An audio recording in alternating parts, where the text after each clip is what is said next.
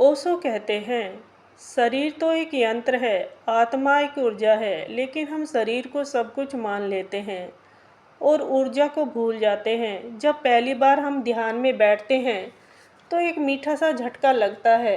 तब आपको समझ में आता है, आनंद कभी आपके बाहर था ही नहीं।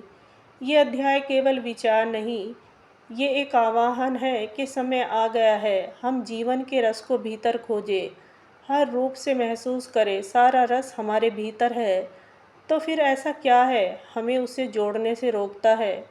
और ध्यान की यात्रा में पहला कदम आखिर क्या होना चाहिए? इस प्रश्न का उत्तर ओशो अगले अध्याय में बहुत गहराई से देते हैं, इसलिए अध्याय जरूर देखना। तो देह से द्वार तक, इस अध्याय में ओशो बहुत बड़ा भ्रम तोड़ते हैं। उन्होंने साफ शब्दों में कहा है कि आत्मा की यात्रा शरीर के अपमान से नहीं, उसके सम्मान से शुरू होती है। हमें सिखाया गया है कि देह तुच्छ है, देह मोह है, इससे ऊपर उठना है।